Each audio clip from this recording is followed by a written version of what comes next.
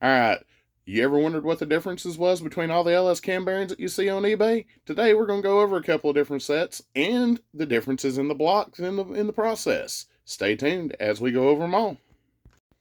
Alright, now that I've got it set up over here on our little 5.3 that we're building, go over the differences in some of these cam bearings.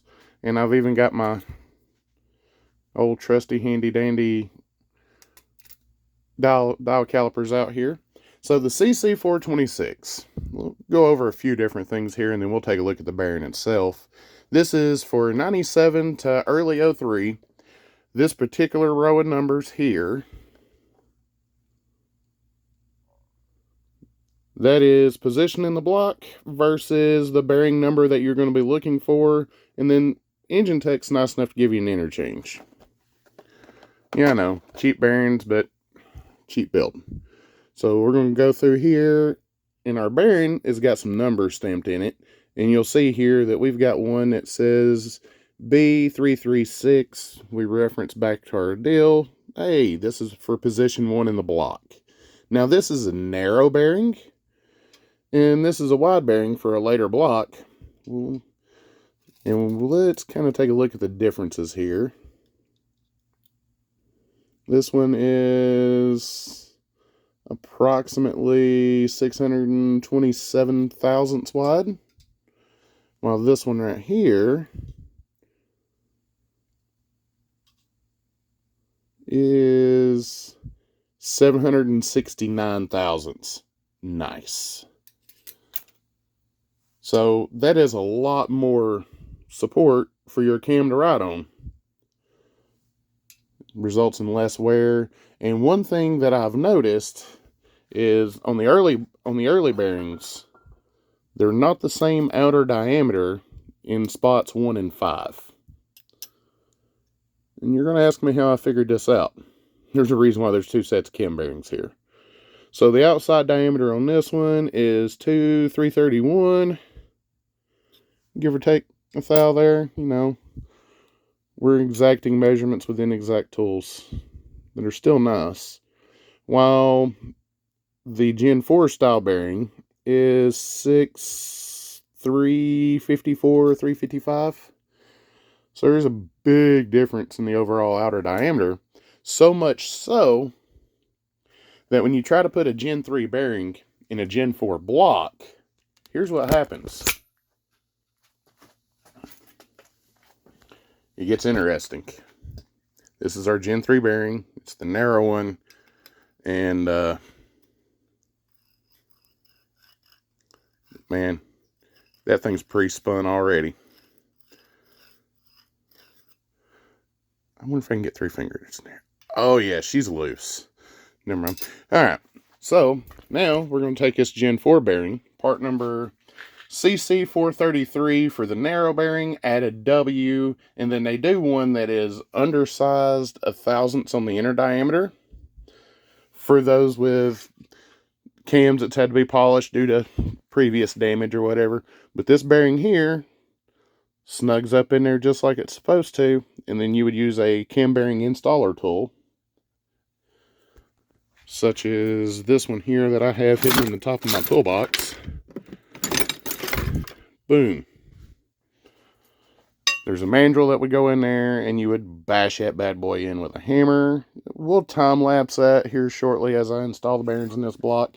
And I'll work from back to front. You never work front to back. Speaking of mandrels, there's my mandrel. You know, if I'd clean the top of the toolbox off, I wouldn't have to use the top drawers on the shelf.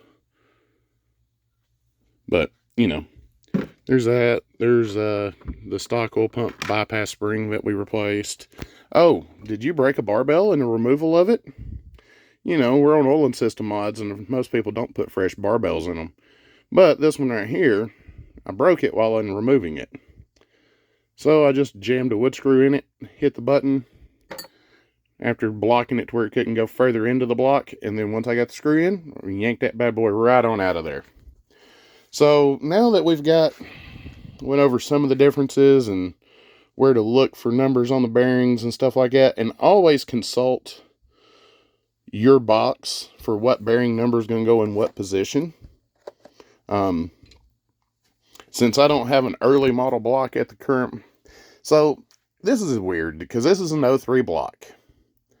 It is a Gen 3 block due to cam position, no DOD towers, no bullshit, no dead weight in Lifter Valley, as it gets referred to as.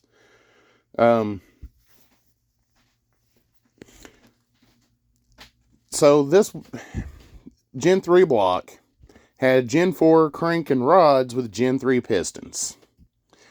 When it came time to order parts for this bad boy, it's been a nightmare. I've ordered a lot of wrong parts. Good news is rods and mains didn't change. Rings didn't change. Cam bearings, good luck, 50-50 shot on what you get. Not everything goes according to plan on these projects. I wish they did. But from here, we're going to take, I'm going to get some footage in here knocking cam bearings in, and then we're going to slide a cam in it and make sure everything works right, and we'll be back.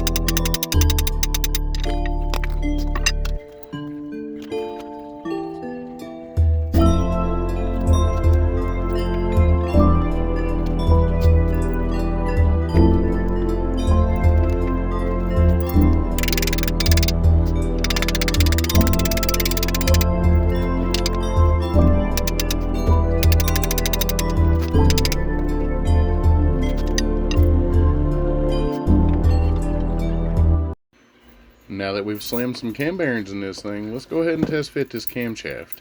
I've chosen a BTR Stage 2 truck unit. Came from Michigan Motorsports, probably paid a little more than I should have through Amazon, but hey, you know, decisions was made really late in the morning one morning. There we go, verifying our cam selection.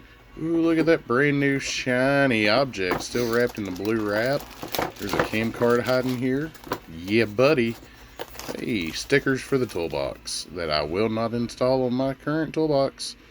Check out a cam card, all the current specs that you need to know. Slide that out of the way. Now let's get this cam in the bearings and make sure everything spins freely. So one of the last things you'll do before you slam this thing in there for good. And truth be told, I slid it back just far enough to put some lube on it. After I put it in and slid it back home, put a cam retainer plate and a gear on it, and it's not coming back out of the block. This was really close to final assembly. We know the first oil change is going to look rough. Nature of the beast, but it'll all be good in the end. Check that out. Spinning free like a brand new top. Yeah, buddy. It's freer than your mom after I got done with her. So now that we've knocked a bunch of cam bearings in, got a cam installed, stay tuned as we'll hear this thing run before too much longer installed in its new home, the Blazer, so we can replace the old 5.3 with an LS2 cam that's in there. We stayed pretty close in cam specs for reasons. But stay tuned as there's more build videos coming on this old 5.3 and the Blazer. I thank everybody for tuning in and checking it out. We'll see y'all on the next go around. Y'all have a good one.